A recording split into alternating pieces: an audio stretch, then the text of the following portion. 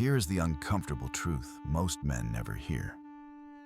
When she comes back like nothing happened, that is not relief. That is a test. I'm not talking about the silence. I'm talking about what follows it. 3 weeks. No explanation, no closure. Then a casual message dropped into your life, as if time never passed and respect was never required. That moment matters more than the disappearance itself, because how someone returns tells you exactly who they are, and how you respond tells you exactly who you are becoming. Most men fail here, not because they are weak, but because they misread the situation.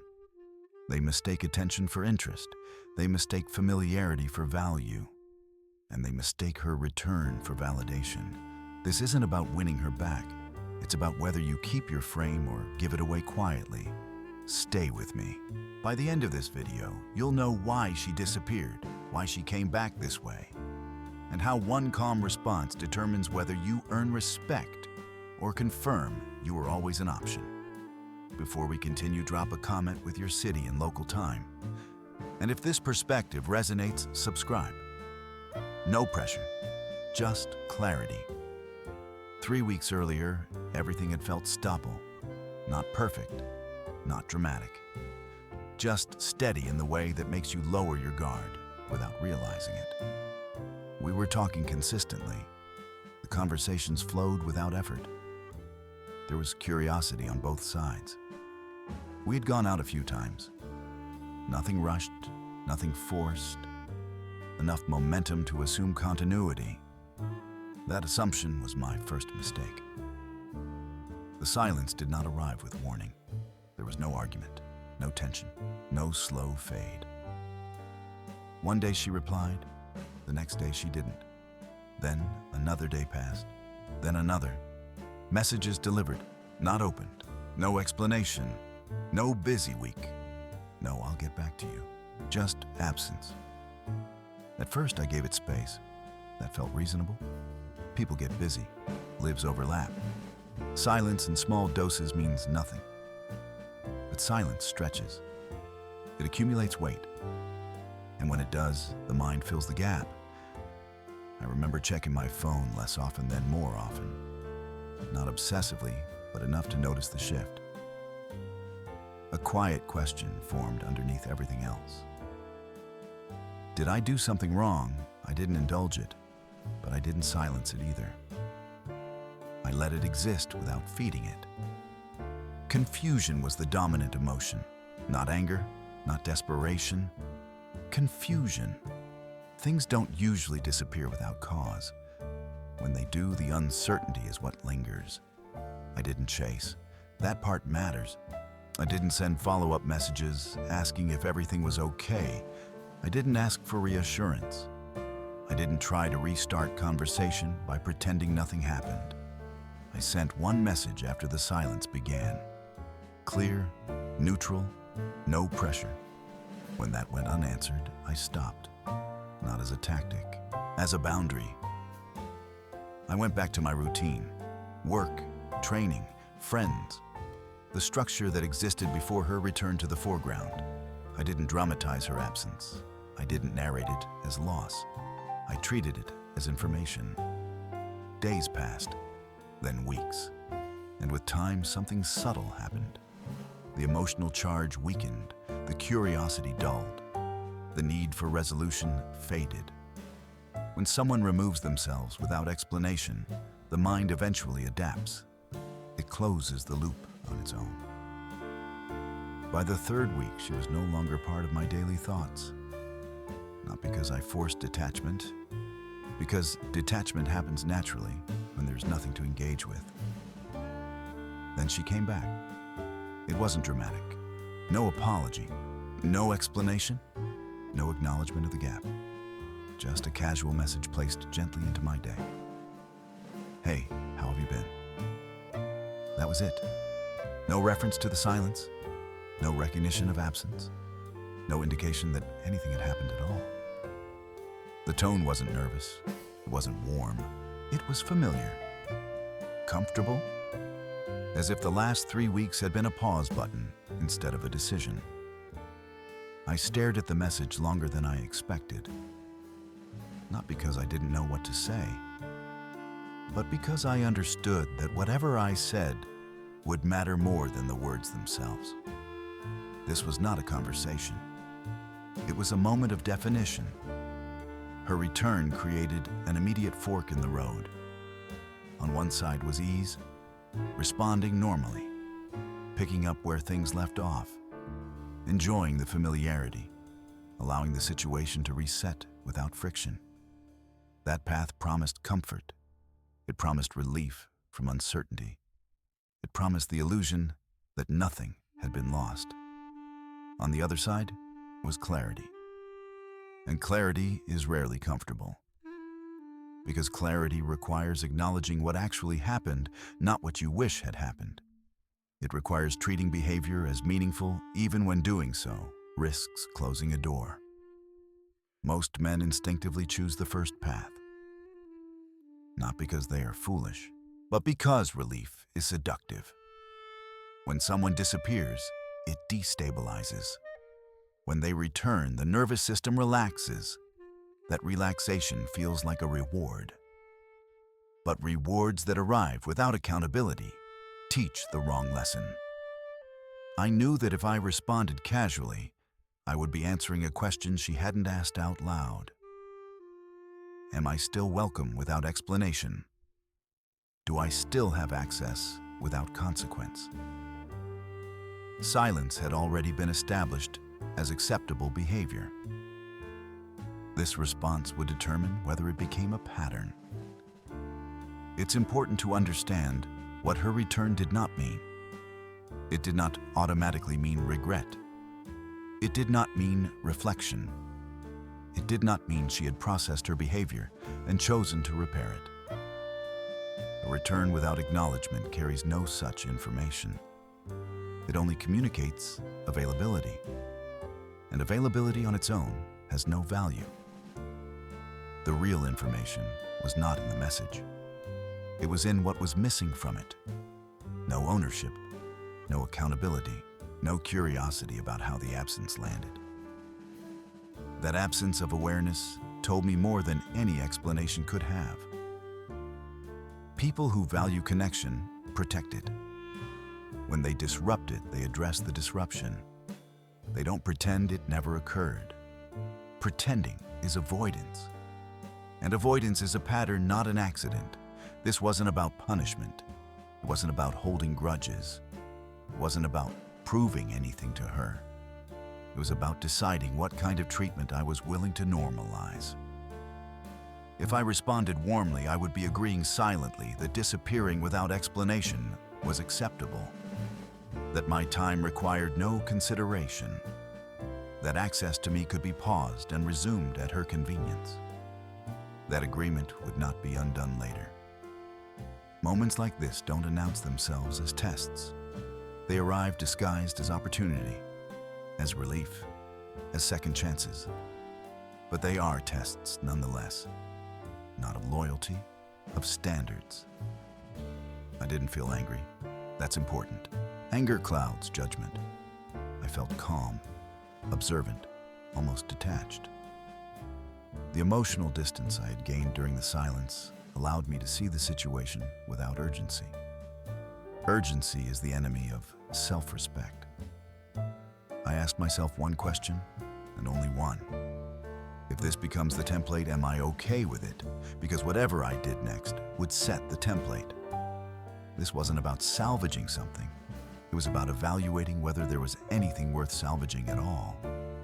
Her message sat there unchained, casual, open-ended, waiting.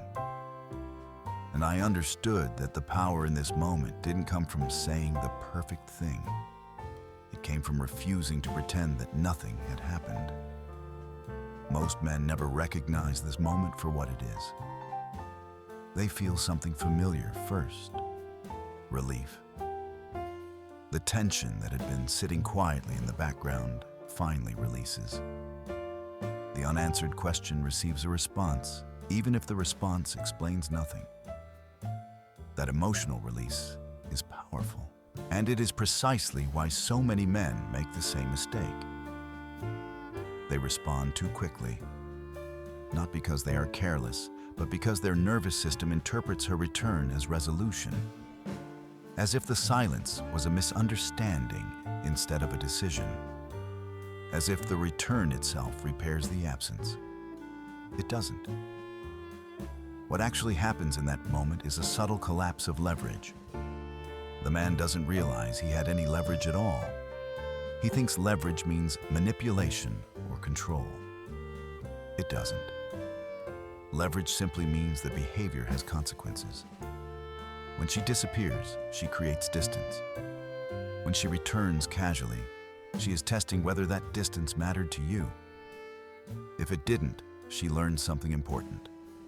Not about her behavior, but about your standards. Most men respond from emotion, not evaluation.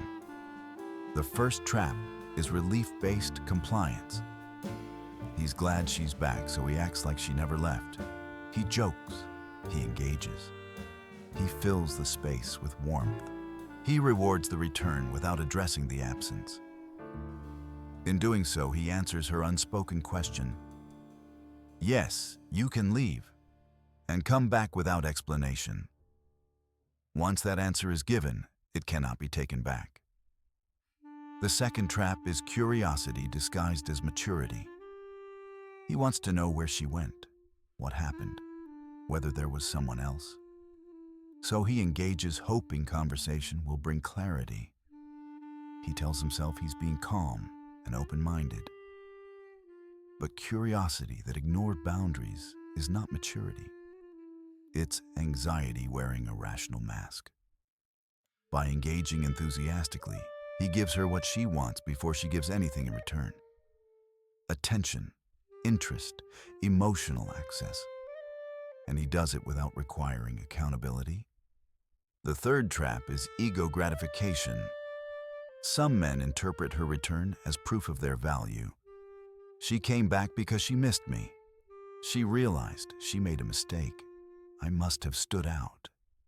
This interpretation feels good, but it is rarely accurate. Her return often has nothing to do with reflection or regret. It has to do with availability. Validation is not the same as value. The fourth trap is hope. Hope is the most dangerous one because it feels virtuous. He tells himself this time could be different. That her return signals renewed interest. That now there's potential for something real. Hope convinces him to overlook disrespect in exchange for imagined future payoff. But hope that ignores behavior is not optimism, it's denial.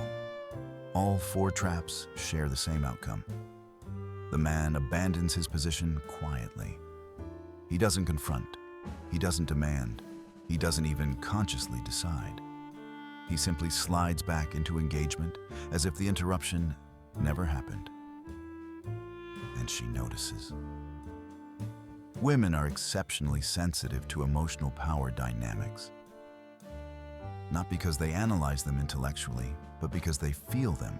When a man responds too easily, too warmly, too eagerly, after being ignored, it communicates something very specific. It says, "My desire for connection outweighs my need for respect." That message reshapes the entire dynamic going forward. From that point on, she knows she can disappear again, and she will. Not necessarily maliciously, not necessarily consciously. But patterns repeat when they are rewarded. This is where most men misunderstand the psychology behind her return. They think the test is about whether they respond correctly to keep her interested. It isn't. The test is whether they require her to recognize reality. Acting like nothing happened is not neutral behavior. It is an attempt to rewrite the narrative. It removes responsibility. It reframes the silence as irrelevant. And it places the burden of emotional continuity on you. If you accept that framing, you are no longer an equal participant. You become a convenient option. This is why men who respond casually often find themselves in the same position weeks later. Another disappearance, another return, another cycle. Each time their position weakens, each time her respect erodes, not because she is cruel, but because boundaries teach people how to treat us. And the absence of boundaries teaches them that treatment doesn't matter. There's also a deeper layer that most men don't consider. When someone disappears without explanation, they are making a choice to avoid discomfort. Explaining requires effort. Accountability requires vulnerability. Silence requires nothing. When they return without acknowledging that silence, they are attempting to avoid discomfort again. If you allow that avoidance, you are agreeing to carry the emotional weight for both of you. That dynamic never leads to stability. Men often confuse being easygoing with being strong. They think letting things slide makes them attractive. In reality, it makes them predictable. Predictability kills respect when it is not anchored to standards. Strength is not about reacting emotionally. It's about refusing to distort reality to preserve access. This is why responding correctly is less about what you say and more about what you refuse to ignore. You are not required to be angry. You are not required to lecture. You are not required to punish. But you are required to notice. And noticing changes everything. Most men skip that step. They respond as if the silence never happened. And in doing so, they teach her that it truly didn't matter. What she learns in that moment stays with her, even if she doesn't articulate it, even if she doesn't intend to use it. She learns that your attention is reliable, even when your boundaries are not. That lesson is impossible to unteach later. This is why the situation feels so deceptively small. A single message, a simple reply, no visible stakes. But the stakes are not immediate. They are cumulative. Every time you ignore a moment that requires self-respect, you train yourself to accept less. And every time you accept less, your standards erode quietly. By the time men realize what happened, they're already reacting instead of choosing. Her return is not the opportunity. Your response is, and most men never pause long enough to recognize that. To understand why she came back, you have to remove romance from the equation. Not temporarily, completely. Most men instinctively search for emotional explanations. They assume her return must mean something changed internally. Regret, longing, realization. But behavior driven by emotion looks different.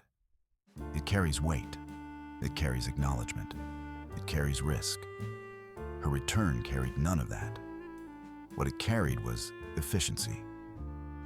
The most common reason women reappear after disappearing is not desire. It's deficit. Specifically, a deficit of validation. While she was gone, something shifted in her environment. Attention decreased. Options weakened. The emotional reinforcement she was receiving from elsewhere diminished. When that happens, the mind looks for familiar sources of affirmation, sources that are known, safe, reliable. You were one of them. This does not mean she planned it. It does not mean she calculated it consciously. Validation seeking is often reactive, not strategic. But the pattern is consistent. She did not come back with a conversation. She came back with a ping, a low-effort signal designed to test availability. The casual tone was intentional whether she realized it or not. By acting like nothing happened, she removed friction. Friction would require explanation. Explanation would require accountability. Accountability would risk rejection. Casualness avoids all three. The message wasn't meant to reconnect. It was meant to measure. Am I still here? Am I still open? Am I still willing? If the answer is yes, she gained something immediately. emotional reassurance, ego stabilization, a sense of control restored. If the answer is no, she loses nothing. The message cost her almost nothing to send. This asymmetry matters. Men often misinterpret this moment because they project sincerity onto efficiency. They assume that because they would not reach out without intention, her reaching out must signal intention as well. That assumption is false. Reaching out casually requires no commitment. It does not signal value. It signals curiosity about access. There is also the issue of power. When someone disappears and returns without acknowledgement, they are implicitly asserting dominance. Not in an aggressive way, in a subtle one. They are communicating that their movements require no explanation, that the other person should adapt.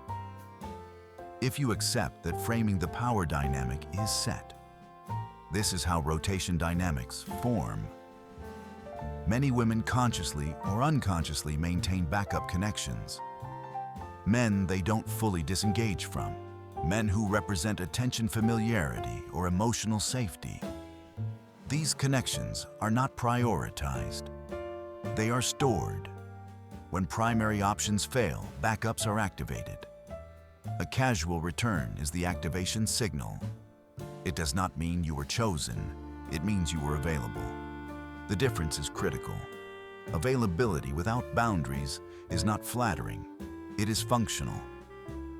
Her approach also reveals how she categorizes you. If she saw you as someone whose presence mattered, her return would carry care. There would be acknowledgement, even a brief one, a simple recognition that silence occurred.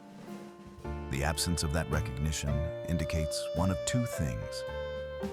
Either she did not consider the silence significant, or she assumed you would not. Both interpretations lead to the same conclusion. She did not expect resistance.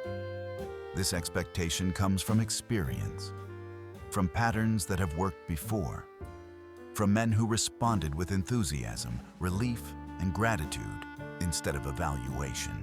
This is why her return is not good news by default.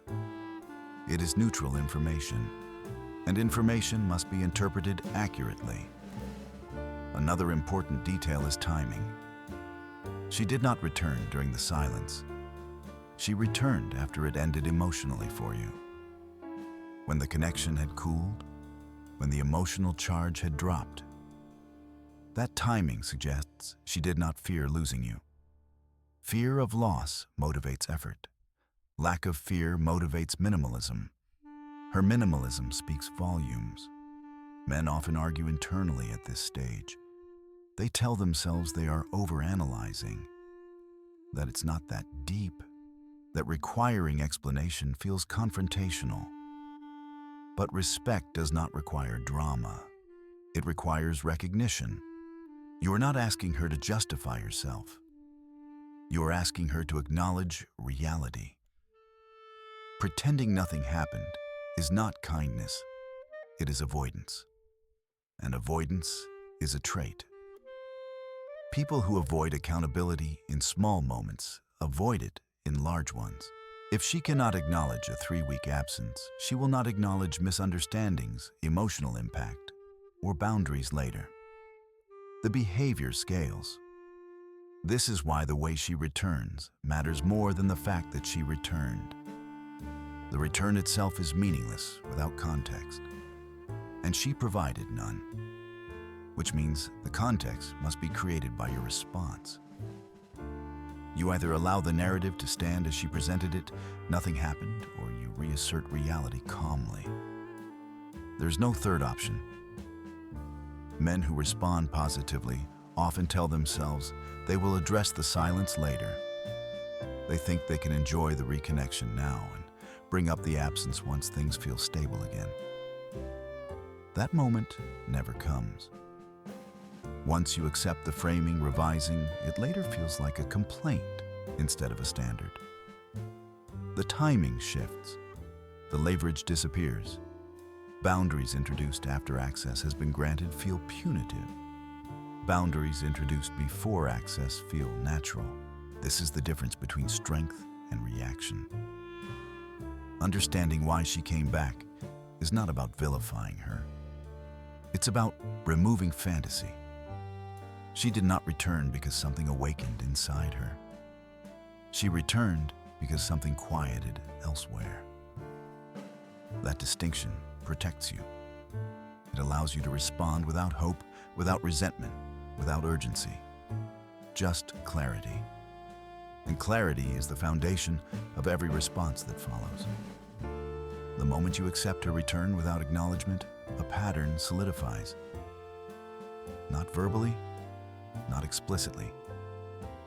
Structurally, power in relationships is rarely announced. It settles quietly through what is allowed to pass without consequence. When she disappears and comes back casually, she is not just avoiding responsibility. She is testing whether responsibility is required at all. If it isn't, the hierarchy is clear. This is where the idea of the backup option becomes uncomfortable for most men. They resist it because it feels demeaning. They want to believe connections are either meaningful or meaningless, chosen or rejected. But human behavior is rarely that clean. Many people maintain emotional redundancies, not maliciously, not always consciously. They keep doors unlocked. They leave threads uncut, not because they plan to use them, but because they like knowing they exist. You were one of those threads. The way she returned confirms it. Backup options are not treated with care. They are treated with efficiency. Minimal effort, minimal explanation, just enough engagement to restore access. That is exactly what happened here. And the dangerous part is that backup status is not fixed. It is reinforced or rejected through response. When you accept casual reentry, you consent to the classification. This isn't about punishing her. It's about refusing a role that costs you leverage and dignity. Most men misunderstand power plays because they associate them with manipulation. They imagine overt tactics, games, strategies. But most power plays are passive. They rely on omission, not action. Acting like nothing happened is a power move because it erases obligation. It reframes the interaction as continuous, uninterrupted. And if you go along with it, you do the work for her. You normalize the behavior retroactively. Once normalized, it becomes precedent. Precedent is what governs future behavior, not promises, not intentions, patterns. If you allow her to disappear once without consequence, she has no reason not to do it again. And next time, the disappearance will be longer. The return will be even more casual. The effort will decline. This is not speculation. It is how reinforcement works. People repeat behaviors that deliver benefit without cost. There is another layer to this that is easy to miss. When she returns without acknowledgement, she is also protecting her self-image. Admitting she disappeared would require admitting she acted inconsiderately. That creates internal friction. Most people avoid that friction instinctively. By acting casual, she preserves the story she tells herself, that she didn't do anything wrong, that nothing needs to be addressed. If you accept that story, you validate it. And once validated, she will believe it. This matters because people who cannot admit small lapses rarely admit large ones. Accountability is a muscle. If it isn't exercised early, it atrophies. Men who allow this often find themselves later dealing with the same dynamic in amplified form. Missed plans, broken commitments, emotional withdrawal, each time met with excuses or minimization. The pattern was visible from the beginning. The return was the signal. What most men don't realize is that accepting backup status does not increase the chance of becoming primary. it decreases it. Priority is given to those who are scarce and selective, not those who are endlessly accommodating. When you respond casually, you remove scarcity. You communicate that your attention is available regardless of treatment, that you adapt to her behavior instead of requiring reciprocity. This adaptation feels cooperative. It feels mature, but it shifts the burden entirely onto you. Healthy dynamics require mutual adjustment, not unilateral tolerance. There is also the issue of self-perception. Every time you accept treatment that does not align with your standards, something internal shifts. You may not notice it immediately, but it accumulates. You start rationalizing, minimizing, explaining away behavior you wouldn't accept from someone else. That erosion is subtle, but it's real. Self-respect is not a concept, it's a practice. And practices are defined by repetition.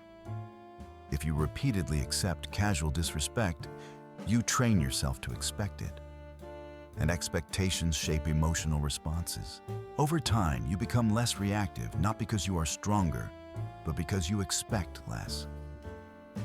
That is not growth. It's resignation. The decision in this moment is not about her. It's about the standard you are reinforcing within yourself. Are you someone who requires acknowledgement or someone who absorbs inconsistency quietly? That answer determines the quality of people who remain in your life. It's important to be clear about what this is not. It is not about control. You're not trying to force her to behave a certain way. You're not demanding an apology. You're not interrogating her absence. You are simply refusing to participate in a fiction. The fiction is that nothing happened. Reality says something did happen. Time passed, access was removed, communication stopped. Refusing to pretend otherwise is not aggressive. It is grounded. Men often fear that requiring acknowledgement will push her away, that she will label them insecure or dramatic. That fear keeps them silent. But consider the alternative. If asking for basic recognition pushes her away, the connection was never stable. It was conditional on your silence. That is not something to preserve. A woman who respects you will not be offended by accountability. She may not like it. She may feel discomfort. But respect tolerates discomfort. Disrespect avoids it. This is why the return is not an invitation to resume. It is an opportunity to evaluate. Does she see you as someone whose experience matters, or as someone whose presence is optional until convenient? Her approach answered that question implicitly. Your response answers it explicitly. Backup options remain backups because they accept ambiguity. They hope clarity will come later. It rarely does. Clarity must be established, and it must be established before access is restored, not after. Once access is granted, standards become suggestions, and suggestions are easy to ignore. Understanding this is what separates men who repeat the same cycles from men who break them. Not anger, not dominance, not games. Just refusal to normalize what should not be normal. The emotional traps that follow her return are predictable, and that predictability is what makes them dangerous. They don't arrive loudly. They arrive disguised as reasoned maturity and emotional intelligence. Most men believe they are choosing consciously, when in reality they are being pulled by unresolved emotional reflexes. The first trap is relief. Relief feels innocent, even rational. The uncertainty ends. The unanswered question resolves itself. The nervous system relaxes, and that relaxation is misinterpreted as a positive signal. But relief is not evidence of compatibility. It is simply the release of tension. When a man responds from relief, he is responding to the absence of discomfort, not the presence of respect. That distinction matters. The second trap is curiosity. Curiosity convinces a man that engagement is necessary to understand what happened. He tells himself that before making any decisions, he needs information. Where was she? Why did she disappear? Was there someone else? This sounds reasonable, but curiosity that overrides boundaries is not neutral. It is a form of chasing dressed up as rational inquiry. By engaging eagerly to satisfy curiosity, he grants her access before she has acknowledged anything. He rewards silence with attention. Curiosity should come after accountability, not before it. The third trap is ego validation. Her return triggers a subtle sense of confirmation. She came back. That fact alone can feel like proof of worth. It quiets doubts that may have formed during the silence. It soothes the part of the ego that questioned whether he mattered. But validation that comes from inconsistency is unstable. It inflates momentarily and collapses later. When ego leads the response, standards disappear.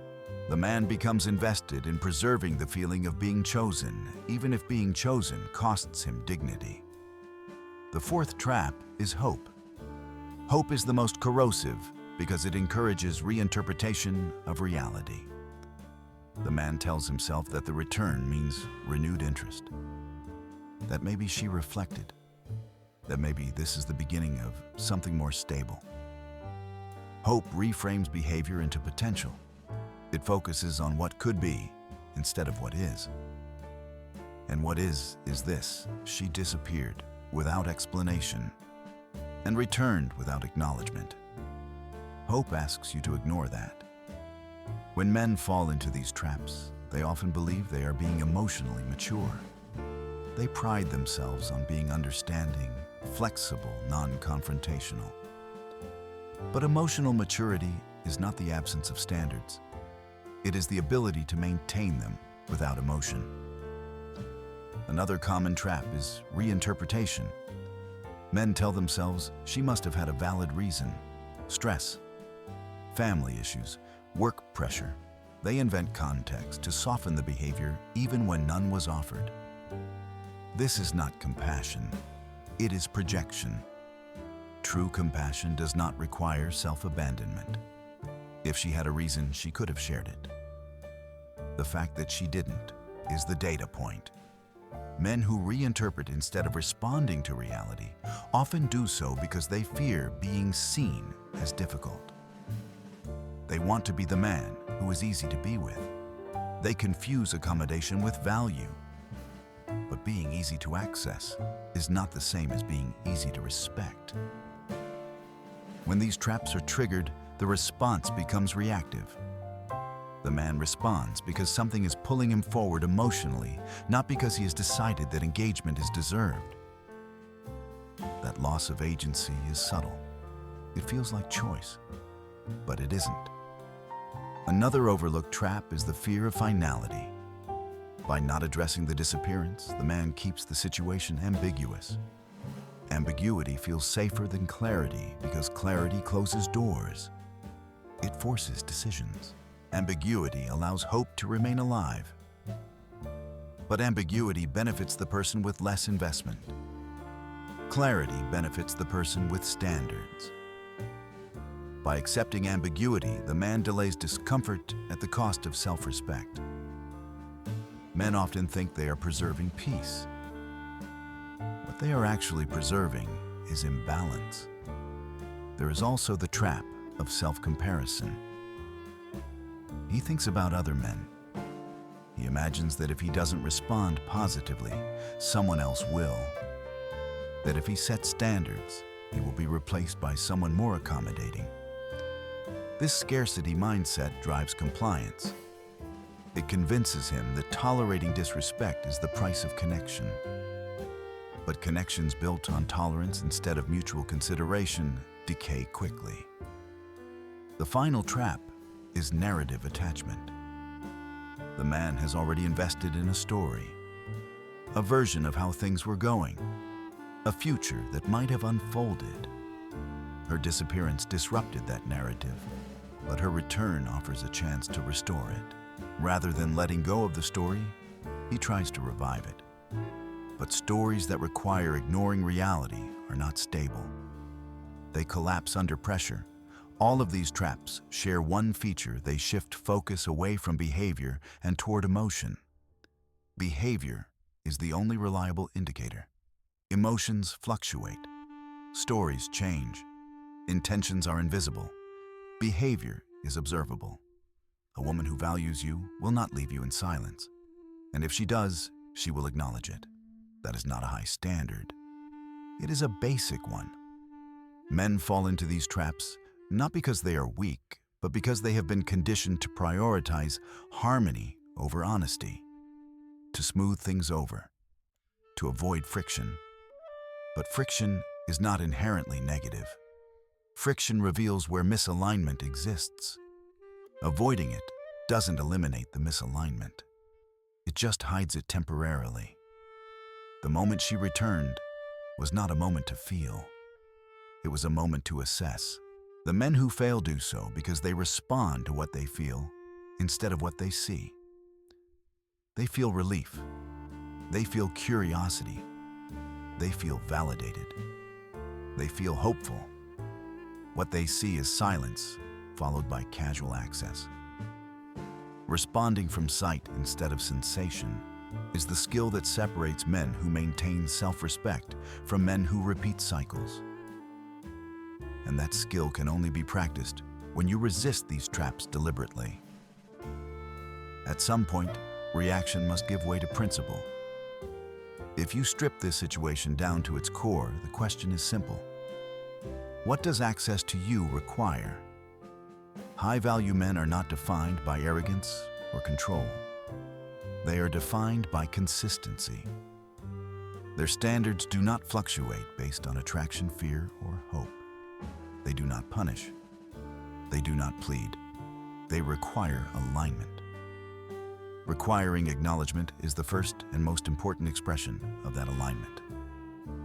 This does not mean confrontation. It does not mean emotion. It does not mean accusation.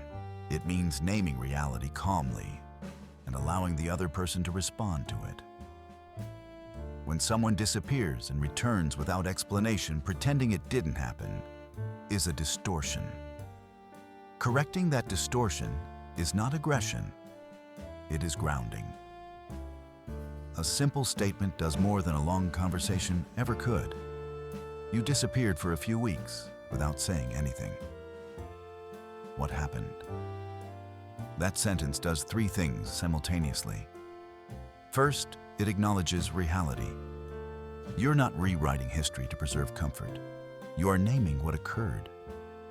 Second, it establishes self-respect. You are signaling that your experience matters and that your time is not disposable. Third, it transfers responsibility back to her. You are not guessing. You are not filling in gaps. You are inviting her to account for her behavior. Her response to this requirement reveals everything. A woman with integrity will not be confused by the question. She may feel discomfort. She may hesitate, but she will respond. She will acknowledge the absence. She will explain, even if imperfectly. A woman who lacks respect will deflect. She will minimize. She will become defensive. She may accuse you of overthinking. She may try to shame you for noticing. Those reactions are not misunderstandings. They are disclosures. Men often fear this moment because they believe asking for acknowledgement risks conflict. What they don't realize is that avoiding it guarantees imbalance. Boundaries are not demands. They are conditions for participation. By requiring acknowledgement, you are not forcing her to behave differently. You are clarifying the terms under which you engage. If she meets those terms, interaction can continue. If she does not, disengagement is not punishment. It is alignment. This is how standards work in every functional area of life. You don't negotiate with gravity. You don't argue with physics. You recognize conditions and adjust behavior accordingly. Relationships are no different. Men who avoid this step often believe they are being patient. What they are actually doing is postponing disappointment. The absence of accountability now becomes resentment later. When acknowledgement is not required, early men find themselves bringing up past behavior months later when emotional investment is higher and leverage is gone. At that point, the conversation feels reactive. It feels insecure. It feels out of place. Timing matters. Boundaries introduced at the point of re-entry are natural. Boundaries introduced after reconnection feel like retaliation. This is why the moment she returns is critical. Requiring acknowledgement also protects you internally. It reinforces your own sense of worth. It tells your nervous system that you do not need to suppress perception to maintain connection. That noticing does not threaten belonging. That internal alignment matters more than any external outcome. Men who repeatedly ignore moments like this often experience a subtle internal conflict. They sense disrespect, but they override it. Over time, that override becomes habitual. They stop trusting their own perception. That is far more damaging than losing a single connection. Requiring acknowledgement prevents that erosion. It also clarifies intent. If she genuinely wants to reconnect, she will engage with the reality of the situation. She will recognize that absence has impact. She will show willingness to repair. If she only wants access, she will resist anything that introduces effort or accountability. Either outcome is useful. What is not useful is ambiguity. Ambiguity keeps you emotionally invested without information. It allows hope to survive without evidence. It invites rationalization. Clarity ends all three. Men often worry that this approach will push women away. It does push some women away, specifically the ones who rely on avoidance and minimal effort. Those women are not losses. They are filters. The men who maintain standards do not end up alone.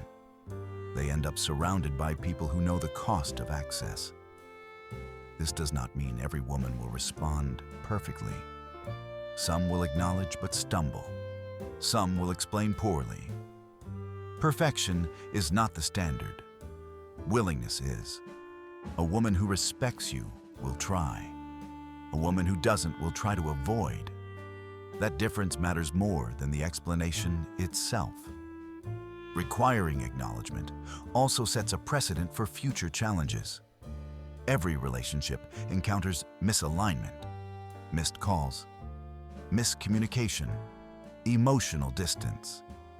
How those moments are handled determines whether the relationship deepens or decays. If she cannot handle acknowledgement at the beginning, she will not handle it later when stakes are higher. This is not pessimism. It is pattern recognition. Men who learn this early save themselves years of frustration. They stop chasing closure. They stop interpreting silence. They stop accepting access without effort. They don't become cold. They become clear. And clarity is what allows genuine connection to form. Requiring acknowledgement is not about her past behavior. It is about future compatibility. You're not asking, why did you disappear? You are asking, are you capable of engaging with reality when it's uncomfortable? The answer to that question determines everything that follows. Once you understand the principle, execution becomes a matter of alignment rather than technique. There is no single correct response to her return. There are responses that preserve self-respect and responses that sacrifice it. The difference lies in intent and emotional position, not wording. The first option is delayed response. Delay is not punishment. It is calibration. When she disappeared, she demonstrated that immediate engagement was not a priority. A delayed response simply reflects that reality back into the interaction. It communicates that your life did not pause during her absence and does not reorganize itself upon her return. Timing speaks before words. An immediate reply signals availability. A measured delay signals selectivity. It shows that you respond when it suits you, not when you are summoned. This is especially effective when done without explanation. No justifications, no apologies. Just space. Delay allows you to regulate emotion. It removes urgency from the interaction. It ensures that when you respond, you are responding from clarity rather than impulse. The second option is energy matching. If she returns casually, you meet her casually, not cold, not warm, neutral, short responses, polite tone, no escalation. This prevents her from receiving a surge of attention simply for reappearing. It denies the emotional reward of easy access. If she wants depth, she must create it. Energy matching is not indifference. It is proportionality. You invest at the level she invests, nothing more. This reverses the dynamic. Instead of you trying to reestablish momentum, she must decide whether to increase effort or let the interaction fade. The third option is direct acknowledgement. This is the most grounded approach for men who value clarity over subtlety. You name the behavior, calmly, without accusation. You disappeared for a few weeks without saying anything. If you want to reconnect, I need to understand that. This statement is not emotional. It is factual. It creates a decision point. She either engages with reality or she doesn't. Men often fear that this approach will feel confrontational. It only feels that way to people who rely on avoidance. Direct acknowledgement communicates strength because it does not seek approval. It does not soften truth to preserve access. The fourth option is disengagement. Sometimes the most respectful response to yourself is silence. If her disappearance was prolonged, dismissive, or part of a repeated pattern, ignoring the return is not immaturity. It is boundary enforcement. Silence communicates finality without hostility. It says, access is not automatic. This option is appropriate when the cost of engagement outweighs any potential benefit. When you already have sufficient information about her behavior and character. Disengagement protects energy. The fifth option is strategic inquiry. If you choose to engage, use the opportunity to gather information rather than provide validation. Instead of expressing excitement, ask questions that reveal pattern. What made you reach out now? How do you usually handle communication when you're busy? These questions are neutral. They are not accusations, but they require reflection. Her answers will reveal whether she sees her behavior as normal, justified, or irrelevant. Information gained here is more valuable than reconnection. Each of these responses serves a different purpose. Delayed response establishes independence. Energy matching prevents overinvestment. Direct acknowledgement enforces standards. Disengagement preserves self-respect. Strategic inquiry clarifies character. None of them involve chasing. None of them involve explaining yourself. None of them involve convincing her of your worth. That is intentional. Your value is not something to be argued. What matters is consistency. If you choose a response, you must be prepared to maintain it. Delayed response loses power if followed by emotional engagement. Direct acknowledgement loses power if followed by compromise without explanation. Standards are only effective when they are enforced calmly and consistently. Another critical detail is tone. Tone determines whether a boundary feels solid or insecure. Calm tone communicates certainty. Defensive tone communicates doubt. You're not asking for permission. You are stating conditions. Men often overcomplicate this stage by searching for the perfect phrasing. They believe words carry the power. They don't. Power comes from emotional independence. If you are okay with her walking away, your words land differently. If you are afraid of losing her, no phrasing will save you. This is why outcome independence is embedded in every effective response. You are not responding to keep her. You are responding to remain aligned with yourself. If she meets your standard interaction, can continue organically. If she doesn't, disengagement happens without drama. Both outcomes are acceptable. That acceptance is what creates leverage. The moment she senses that you are not invested in a specific outcome, the dynamic shifts. She can no longer control the interaction through access alone. This is not manipulation. It is balance. Balance occurs when both people must contribute effort to maintain connection. When effort becomes one-sided, imbalance follows. Every response that preserves self-respect restores balance. Men who adopt these responses often notice something unexpected. Even when the connection ends, they feel calm, centered, unburdened, because they did not abandon themselves to maintain access. That internal outcome matters more than whether she stays or goes. Responding from principle builds trust with yourself. And self-trust is the foundation of every healthy relationship. If you decide to engage after her return, the goal is not reconnection. The goal is assessment. This moment offers rare clarity if you use it correctly. Most people reveal more about themselves when they are asked to account for behavior they hoped would go unnoticed.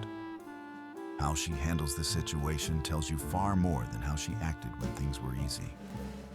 What you are evaluating is not her explanation. It is her relationship to responsibility. Start with observation. Does she acknowledge the disappearance without being prompted repeatedly? Or does she gloss over it as insignificant? A person who respects others does not minimize impact. They recognize it even if they don't fully understand it. Pay attention to whether her response centers reality or deflection. Reality-centered responses sound grounded. They reference time, behavior, and consequence. They do not rush to excuse. They do not attack the question. They may be imperfect, but they are present. Deflection sounds different. It reframes. It shifts blame. It questions your right to notice. It introduces unrelated grievances. It makes you feel like the problem for asking. Deflection is not confusion. It is avoidance. Next, assess ownership. Does she take responsibility for her absence? Or does she externalize it? People who externalize responsibility habitually will externalize it in every future conflict. Stress circumstances. Other people timing there is always something else at fault. Ownership does not require self-flagellation. It requires acknowledgement. I should have said something is sufficient. I didn't handle that well is sufficient. Anything less signals a pattern. Then evaluate effort. What does she do after acknowledging the absence? Does she attempt to repair? Does she ask how it affected you? Does she show curiosity about your experience? Effort is the bridge between accountability and change. Words without effort are placeholders. If she acknowledges but immediately pivots back to casual conversation without adjusting behavior, the acknowledgement is performative. It exists to pass the test, not to restore alignment. Another critical factor is emotional posture. Is she present or is she managing optics? Presence feels slower, more deliberate. It tolerates silence. It doesn't rush to re-establish comfort. Optics-focused responses feel polished but empty. They aim to smooth things over quickly, to reset the tone without addressing substance. People focused on optics want access restored. People focused on presence want understanding restored. The difference matters. Also observe how she handles boundaries. When you require acknowledgement, does she respect the boundary or does she test it? Some people comply initially, but then push later subtly. They may agree in the moment, but revert to avoidance when challenged again. Consistency over time is the metric, not the first response. This is why engaging slowly is essential. Time reveals what words conceal. Men often make the mistake of deciding too quickly. They hear an explanation, feel relief, and assume resolution. But patterns do not change instantly. They reveal themselves through repetition. Give space, observe behavior. If she disappears again, delays communication, or avoids depth after acknowledging the first absence, the pattern is confirmed. You are not looking for perfection. You are looking for reliability. Reliability is rare. It cannot be faked for long. Another aspect to assess is respect for your autonomy. Does she attempt to regain control by increasing contact suddenly? Rapid escalation after absence can be a sign of anxiety-driven attachment rather than genuine interest. Consistency matters more than intensity. Does she respect your pace, or does she push for emotional closeness without rebuilding trust? Trust requires time. Anyone who rushes past it is trying to bypass discomfort. You should also evaluate your own internal state during this process. Do you feel grounded, or do you feel anxious? Do you feel free to disengage, or do you feel pulled? Your internal response is data. Healthy interactions do not create urgency. They create steadiness. If engaging with her reactivates the same tension you felt during the disappearance, nothing has changed. The context has shifted, but the dynamic remains. Another important assessment is her reaction to uncertainty. When you do not immediately reassure, does she remain stable or does she become reactive? People who require constant reassurance often create instability when it is absent. Stability in uncertainty is a sign of emotional maturity. All of these observations help you answer a single question: is this person capable of reciprocal respect, not potential? Capability. Potential is imaginary. Capability is observable. Men who learn to assess instead of attach make better decisions. They stop investing based on hope and start investing based on evidence. This approach does not make you cold, it makes you accurate. Accuracy protects your time, energy, and emotional health. The purpose of engagement at this stage is not to rebuild connection. It is to determine whether rebuilding is even appropriate. Most people disqualify themselves quietly when given this chance. They reveal avoidance, entitlement, or inconsistency without being challenged further.